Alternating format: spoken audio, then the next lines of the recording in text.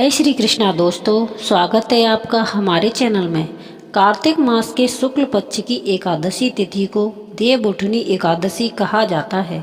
हिंदू धर्म में यह तिथि अत्यंत पवित्र और शुभ मानी जाती है। मान्यता है कि इसी दिन भगवान विष्णु 4 माह की योग निद्रा से जागृत होते हैं। विष्णु भगवान के जागरण के साथ ही चातुर्मास का समापन होता है और विवाह, गृह प्रवेश, मुंडन जैसे सभी मांगलिक कार्य पुनः शुरू हो जाते हैं। देवउठनी एकादशी को देव प्रबोधनी एकादशी, देवोत्थान एकादशी और प्रबोधनी एकादशी के नाम से भी जाना जाता है। इस दिन भक्त विशेष विधि से भगवान विष्णु और माता लक्ष्मी की पूजा अर्चना करते हैं और व्रत का पालन करते हैं। इस वर्ष एकादशी तिथि 2 दिन पड़ने के कारण व्रत की सही तिथि को लेकर भ्रम की स्थिति बनी हुई है। ऐसे में लोग जानना चाहते हैं कि किस दिन व्रत और पारण करना अधिक शुभ रहेगा। आइए जानते हैं देवउठनी एकादशी की सटीक तिथि, शुभ मुहूर्त, पूजा विधि, पारण समय, विष्णु जी आरती और पूजा मंत्र। वैदिक पंचांग के अनुसार कार्तिक मास के शुक्ल पक्ष की एकादशी तिथि 1 नवंबर को सुबह 9:12 पर शुरू होगी, जो 2 नवंबर को शाम 7:32 पर समाप्त हो जाएगी। ऐसे में गृहस्थ लोग 1 नवंबर को और वैष्णव संप्रदाय के लोग 2 नवंबर को देवउठनी एकादशी का व्रत रखेंगे। दरअसल गृहस्थ लोग पंचांग के अनुसार और वैष्णव परंपरा के साधक व्रत का पारण हरिवासर करते हैं। देवउठनी एकादशी व्रत का पारण का समय 1 नवंबर को व्रत रखने वाले जातक 2 नवंबर को व्रत का पारण करेंगे। इस दिन दोपहर 1:11 से 3:23 तक पारण करना सबसे शुभ है। हरिवासर समाप्त होने का समय 12:55 है। देवउठनी एकादशी पूजा विधि। देवउठनी एकादशी के दिन सुबह ब्रह्म मुहूर्त में जागे, स्नान करके अपने मन, शरीर और घर परिवार को शुद्ध करें।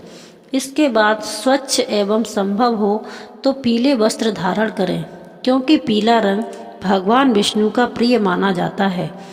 अब भगवान विष्णु का ध्यान करते हुए व्रत का संकल्प लें। पूजन से पहले आचमन करें और शुद्ध आसन पर बैठकर श्री हरि विष्णु के समक्ष पीले पुष्प, पीला चंदन, तुलसी दल और पुष्पमाला अर्पित करें।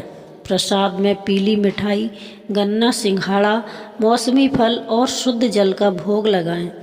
फिर घी का दीपक एवं धूप प्रज्वलित कर भगवान विष्णु की मंत्रोच्चार के साथ आराधना करें।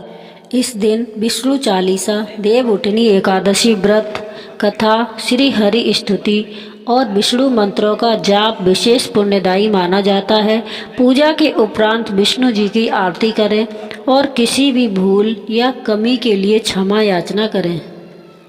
दिन भर व्रत का पालन करते हुए संयम और सात्विकता बनाए रखें। शाम के समय पुनः पूजा करें और घर के मुख्य द्वार पर घी का दीपक जलाएं, जिससे शुभता और सकारात्मक ऊर्जा का वास होता है। अगली सुबह द्वादशी तिथि में शुभ समय देखकर व्रत का पारण करें और भगवान विष्णु को धन्यवाद देकर प्रसाद ग्रहण करें। देवउठनी एकादशी व्रत पर जपें ये मंत्र: ओम अम वासुदेवाय नमः, ओम आम संकर्षणाय नमः, ओम अम प्रद्युम्नाय नमः, ओम अह अनिरुद्धाय नमः, ओम नारायणाय नमः, ओम नमो भगवते वासुदेवाय, ओम विष्णवे नमः, ओम हूं विष्णवे नमः।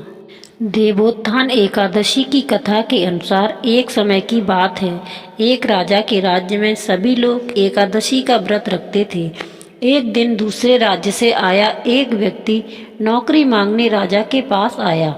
राजा ने शर्त रखी कि नौकरी तभी मिलेगी जब वह एकादशी को उपवास करेगा। एक दिन उस व्यक्ति ने भोजन बनाया और जब उसे बताया गया कि एकादशी के दिन उसे सिर्फ फलाहार मिलेगा, तो वह राजा के पास गिड़गिड़ाने और अन्न की मांग की। राजा ने उसे शर्त याद दिलाई। तब उसने कहा कि कि फलाहार से उसका पेट नहीं भरेगा। राजा ने उसे एकादशी के दिन अन्न न देने की बात दोहराई। तब उसने भोजन बनाया और जब वह खा रहा था तो उसने भगवान को बुलाया। भगवान ने आकर उससे भोजन किया। भगवान को भोजन करते देख राजा आश्चर्यचकित हो गया।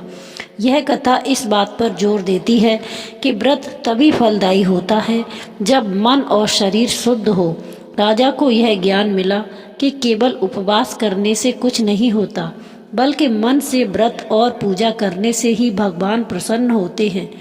दूसरी कथा के अनुसार लक्ष्मी जी ने भगवान विष्णु से कहा कि वह वर्ष में 4 महीने वर्षा ऋतु में शयन करें, जिससे उन्हें भी विश्राम का समय मिले। भगवान ने उनकी बात मान ली और कहा कि जो भक्त इस दौरान उनकी सेवा करेंगे वे उनके घर में निवास करेंगे। इन कथाओं में यह बताया गया है कि देवोत्थान एकादशी का व्रत बहुत महत्वपूर्ण है और इसे मन से करने पर भक्तों को लाभ होता है। जय श्री कृष्णा। राधे राधे।